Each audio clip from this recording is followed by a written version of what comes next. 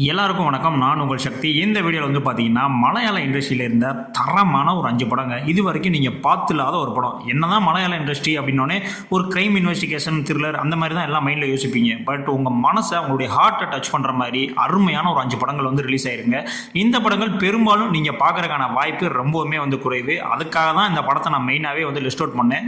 இந்த 5 படத்தையும் நீங்கள் பாருங்கள், கண்டிப்பாக உங்கள் மனசே வந்து லேஸ் ஆகிடும். இப்படியெல்லாம் கூட படம் எடுக்க முடியுமா அப்படின்ற மாதிரி உங்களுக்கே வந்து தோணுங்க. வாங்க இப்ப படத்தினுடைய லிஸ்ட்டை பார்க்கலாம். இதுல நம்ம முதலாவதா பார்க்க போற படம் 2021 ரிலீஸ் ஆன மதுரம்.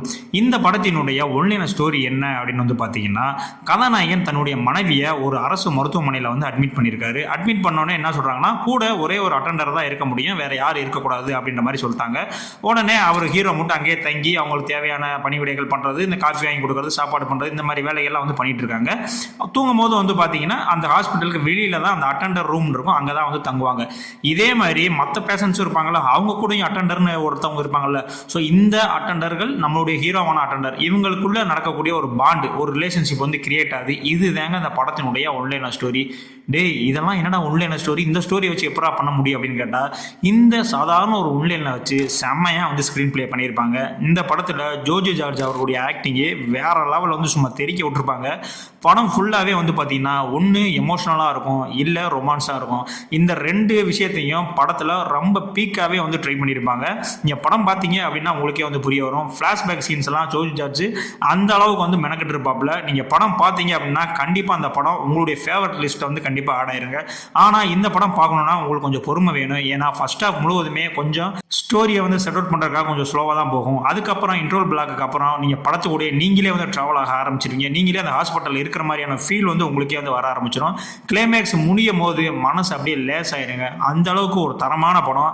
இந்த படத்துக்கு IMDb 7.6 ரேட்டிங் வந்து கொடுத்துருக்காங்க. இந்த படம் தமிழ்லேயே வந்து அவைலபிளாக இருக்குது, சோனி லிவில் இருக்குது. பார்க்கல அப்படின்னா கண்டிப்பாக அந்த படத்தை பாருங்கள். கண்டிப்பாக உங்களுடைய ஃபேவரட் லிஸ்ட்டில் அந்த படம் ஆட் ஆகுங்க. அடுத்தடா ரெண்டாவதாக சொல்ல போகிற படம் 2021 மலையாளத்தில் ரிலீஸ் ஆன ஹோம். இந்த படத்தினுடைய ஒன்லைன ஸ்டோரி என்ன அப்படின்னு வந்து பார்த்தீங்கன்னா, இப்போ நம்ம எல்லாருமே வந்து இந்த மொபைல் ஃபோன் அப்படின்ற மாதிரி ஒரு விஷயங்கள் வந்து யூஸ் பண்ணிட்டு இருப்போம். இந்த மொபைல் ஃபோன்னால நம்ம எல்லாரும் வந்து பக்கத்தில் இருக்கோம் அப்படின்ற மாதிரி நினச்சிட்டு இருப்போம். ஆக்சுவலாக இந்த மாதிரி மொபைல் ஃபோன் மூலமாக தான் நம்மளுடைய உறவுகளே வந்து பார்த்தீங்கன்னா ரொம்பவுமே வந்து தூரத்தில் இருக்கும். அதாவது அருகில் இருந்துமே வந்து தூரத்தில் இருக்கும் அப்படின்ற மாதிரியான ஒரு விஷயத்த வெறும் ஒரு சிங்கிள் லைன், இந்த ஒன்னாட்டை மட்டும் வச்சு மொத்த ஸ்க்ரீன் பிளேமே வந்து இந்த படத்தில் வந்து பண்ணியிருப்பாங்க.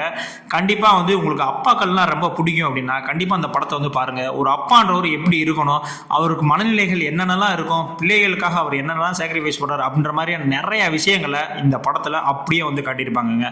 இந்த படமும் ஒரு மெலோ ட்ராமா தான், ரொம்ப ஸ்லோவாக தான் போகும். இந்த படத்தை பொறுத்த வரைக்கும் இந்திரன்ஸ் அவர்களுடைய ஆக்டிங்கே வேற லெவலில் வந்து இருக்குங்க.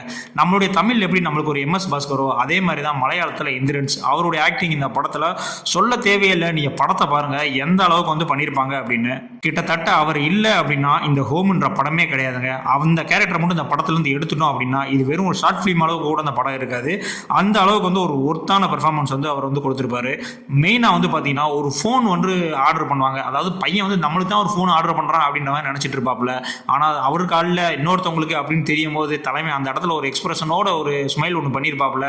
வேற லெவலில் வந்து சும்மா தெறிக்க விட்டுருப்பாப்புல ஒவ்வொரு சீனும். உங்களுக்கு அப்பா பிடிக்கும் அப்படின்னா கண்டிப்பாக அந்த ஹோம் படமும் வந்து பிடிக்குங்க. இந்த படத்தை நீங்கள் ஃபேமிலியோட உட்காந்து எல்லாரும் குடும்பத்தோட உட்காந்து வந்து இந்த படத்தை பார்க்கலாம். இதில் எந்த விதமான வயலன்ஸ், அடல்ட் கண்டென்ட் எதுவுமே வந்து இந்த படத்தில் வந்து இருக்காதுங்க. இந்த படம் தமிழ் சப்டைட்டிலோட பிரைம் வீடியோலேயே இருக்குது. இந்த படத்துக்கு IMDb 8.7 ரேட்டிங் வந்து கொடுத்துருக்காங்க. பார்க்கல அப்படின்னா கண்டிப்பாக ஃபேமிலியோட உட்காந்து இந்த படத்தை வந்து பாருங்க.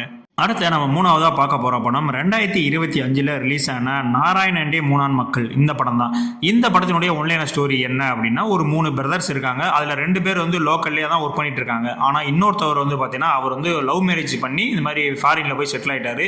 இப்போ அவங்க அம்மாவுக்கு உடம்பு முடியலை அப்படின்றத தெரிஞ்சுக்கிட்டு அவர் வந்து திரும்ப அங்கேருந்து ஃபாரின்லேருந்து வந்து உள்ளே வராரு. ஸோ வந்ததுக்கப்புறம் தான் தெரியுது இந்த மாதிரி அம்மாவுடைய அந்த ஆக்சிஜன் இதை எடுத்துட்டாங்க அப்படின்னா கொஞ்ச நாளைக்கு தான் வந்து உயிரோடு இருப்பாங்க. அதனால நீங்கள் வந்து வீட்டிலே போய் பார்த்துக்கங்க அப்படின்ற மாதிரி சொல்லி அவங்கள வந்து அமுச்சு வைக்கிறாங்க. ஸோ அதுக்கப்புறம் என்ன நடந்துச்சு அப்படின்றதா இந்த படத்தினுடைய கதை. இந்த படத்தை பொறுத்த வரைக்கும் ஒரு ஃபேமிலிக்குள்ள நடக்கக்கூடிய அந்த இன்சிடென்ட்ஸ் எல்லாத்தையும் அந்த அளவுக்கு பச்சையா இப்படி தான்ப்பா நடக்கும் அப்படின்றதா அப்பட்டமா வந்து ஒரு சீன்லையுமே வந்து சொல்லியிருப்பாங்க. அது மட்டும் இல்லைங்க, இந்த படத்தில் நடிச்ச அந்த 3 பிரதர்ஸ்ன்னு சொன்னல, ஸோ அதுக்கு கேஷ் அண்ட் குரூ பண்ணாங்களே செம்மையா வந்து பண்ணியிருப்பாங்க. ஒவ்வொருத்தரும் அந்த கேரக்டராகவே வந்து அப்படியே வந்து வாழ்ந்திருப்பாங்க.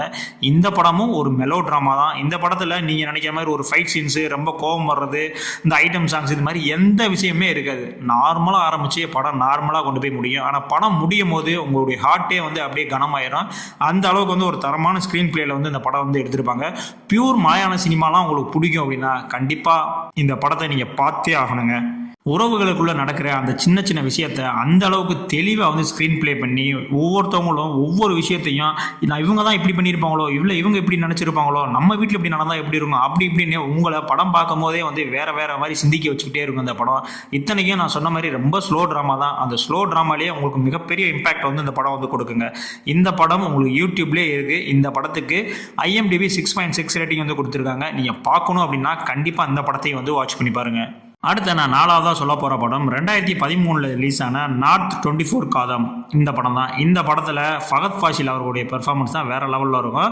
அதாவது இது படம் ரிலீஸ் ஆகி 2013 ரிலீஸ் ஆன படம் கிட்டத்தட்ட 13 வருஷம் கிட்ட ஆயிடுச்சு. ஸோ அப்போ ஃபகத் ஃபாசில் அவர்களுடைய பெர்ஃபார்மன்ஸ்லாம் எப்படி இருக்குன்னு உங்களுக்கு தெரியணும்ல, அதுக்கு இந்த படத்தை வந்து நீங்கள் கண்டிப்பாக வந்து பாருங்கள். இந்த படத்தினுடைய ஒன்லைன ஸ்டோரி என்னென்னா, இதில் ஃபகத் ஃபாசில் வந்து பார்த்தீங்கன்னா இந்த OCD ப்ராப்ளத்தோடு இருப்பார். அதாவது இந்த அப்சசிவ் கம்பல்சரி டிசார்டர்னு சொல்லுவாங்களா, எல்லாமே வந்து பர்ஃபெக்டாக இருக்கணும்னு நினைப்பாங்க. கை கழுவுனா கூட 4 தடவை கை கழுவார். பாத்ரூம் போனா கூட அந்த டிஷ்யூ பேப்பர் எடுத்து 15 தடவை தொடச்சிட்டு அப்புறம் தான் போய் உட்காருவாப்புல. ஒரு விஷயத்த பண்ணணும் அப்படின்னா அது 1000 தடவை வந்து யோசிப்பாப்புல. அந்த பாத்ரூமுடைய கதவை கூட கையில் தொட மாட்டாப்புல. அந்த மாதிரி ரொம்பவுமே வந்து பர்ஃபெக்டாக இருக்கக்கூடிய ஒரு ஆள். அவர் எதேச்சியாக ட்ரெயினில் ஒரு 2 பேரை சந்திக்கிறாங்க. அதுக்கப்புறம் அவங்க கூட கொஞ்சம் ட்ராவல் பண்ணுற மாதிரியான சுச்சுவேஷன் வருது. அதுக்கப்புறம் வந்து அவருடைய மனநிலை எப்படி மாறிச்சு, அவர் இன்னும் அதே பர்ஃபெக்ஷன்லேயே இருக்காரா இல்லை மாறிட்டாரா அப்படின்றதான் இந்த படத்தினுடைய ஒன்லைன் ஸ்டோரிங்க. ஒரு சிம்பிள் ஸ்டோரிங்க. இது ஒரு ரோட் மூவி மாதிரி தான். அப்படியே ட்ராவல் ஆகிட்டே இருக்கும். நெடுமுடி வேணும், சுவாதி எல்லாமே நடிச்சிருப்பாங்க. ரொம்ப பக்காவான ஒரு படங்க. ஃபர்ஸ்ட் ஹாஃப் சூப்பராகவே வந்து எடுத்துனாங்க. செகண்ட் ஹாஃபில் கொஞ்சம் லேக்கிங் இருக்குது, நான் இல்லைன்னு சொல்லலை. ஆனால் கிளைமேக்ஸில் இது ஒரு வேறு மாதிரியான படமாக உங்களுக்கு வந்து இருக்கும். இந்த படத்துலையும் எந்த விதமான அடல் கண்டனும் கிடையாதுங்க. இந்த படம் 2013 நேஷனல் அவார்டே வாங்கின படம். அப்போ எந்த அளவுக்கு இருக்கும் அப்படின்றத வந்து நீங்கள் வந்து வாட்ச் பண்ணி பாருங்கள். நீங்கள் ஃபகத் ஃபாசில் ஃபேனாக இருந்தீங்க அப்படின்னா இந்த படம் உங்களுக்கானது மட்டும்தாங்க. இந்த படத்துக்கு IMDb 7.6 ரேட்டிங் வந்து கொடுத்துருக்காங்க. இந்த படம் ஹாட் ஸ்டார்லேயே இருக்குது, பிரைம் வீடியோவில் இருக்குது. பார்க்காதவங்க கண்டிப்பாக பாருங்கள். அடுத்து நான் ஃபைனலாக சொல்ல போகிற படம் 2024 ரிலீஸ் ஆன பெருமினி. இந்த படத்தினுடைய ஒன்லைன ஸ்டோரி என்ன அப்படின்னா, ஒரு கிட்டத்தட்ட ஒரு கூமுட்டையான ஒரு கிராமங்க. மூட நம்பிக்கைனே சுற்றிட்டு இருக்க ஒரு கிராமத்துக்குள்ளே வரக்கூடிய ஒரு இளைஞர், ஓகேங்களா. அவங்க மூலியமாக இந்த கிராமத்தில் என்னென்ன மாற்றங்கள்லாம் நடந்துச்சு அப்படின்றதான் இந்த படத்தினுடைய ஒன்லைன ஸ்டோரி. படத்தில் நிறைய இடத்துல வந்து பார்த்தீங்கன்னா அந்த காமெடியை வந்து பிளாக் காமெடி வந்து நல்லாவே வந்து ஒர்க் அவுட் பண்ணியிருப்பாங்க. படம் வந்து பார்த்தீங்கன்னா என்னடா ஒரு நாடகத்தனமாக போகிற மாதிரி அப்படின்ற மாதிரி ஒரு ஃபீல் கொடுக்க தான் செய்யும். பட் நீங்கள் படத்தை ஃபுல்லாக பாருங்கள், ஒரு தரமான படத்தை பார்த்த எஃபெக்ட் இந்த படம் பார்க்கும்போது இருக்கும். ஸ்க்ரீன் பிளேவும் வந்து பார்த்தீங்கன்னா ரொம்ப ஸ்லோவான ஸ்க்ரீன் பிளே தான் வந்து கொடுத்துருப்பாங்க. ஆனால் அந்த காமெடியோட வேகத்தில் உங்களுக்கு இந்த ஸ்லோனஸ் வந்து தெரியவே தெரியாது சுத்தமாக. இந்த படத்தில் நிறைய அரசியல் விஷயங்கள், பெண் சுதந்திரம் அப்படின்னு சொல்லிட்டு நிறைய விஷயங்களை ஓப்பனாக காமெடியாகவே வந்து பேசி விட்டுருப்பாங்க.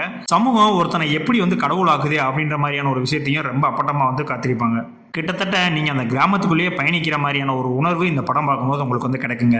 இந்த படம் 6.7 ரேட்டிங் வந்து IMDbல வந்து கொடுத்துருக்காங்க. இது பிரைம் வீடியோலேயே வந்து அவைலபிளாக இருக்குது. நீங்கள் பார்க்கலாம் அப்படின்னா கண்டிப்பாக இந்த படத்தை வந்து ஒரு தடவை வாட்ச் பண்ணி பாருங்கள். இப்போ நான் சொன்ன இந்த 5 படத்தில் என்னுடைய பர்சனல் ஃபேவரட் எதுன்னு கேட்டிங்கன்னா, நான் முத சொன்ன அந்த மதுரம் படம் தான். நீங்களும் இந்த 5 படத்தை பாருங்கள். உங்களுக்கு எது ரொம்ப பிடிச்சிச்சு அப்படின்றத கமெண்ட்ஸில் சொல்லுங்கள். இதே மாதிரியான அடுத்த ஒரு வீடியோவில் உங்களை வந்து நான் சந்திக்கிறேன். நன்றி. இது மாதிரியான வீடியோ வேணும் அப்படின்னா கண்டிப்பாக பார்ட் 2 போடுங்க. இதே மாதிரி மலையாளத்தில் யாரும் பார்க்காத ஜெம்மா இருக்கக்கூடிய இந்த மாதிரி படங்களை லிஸ்ட் அவுட் பண்ணி அடுத்த சீரியஸாகவும் நம்ம வந்து கண்டினியூ பண்ணுவோம்.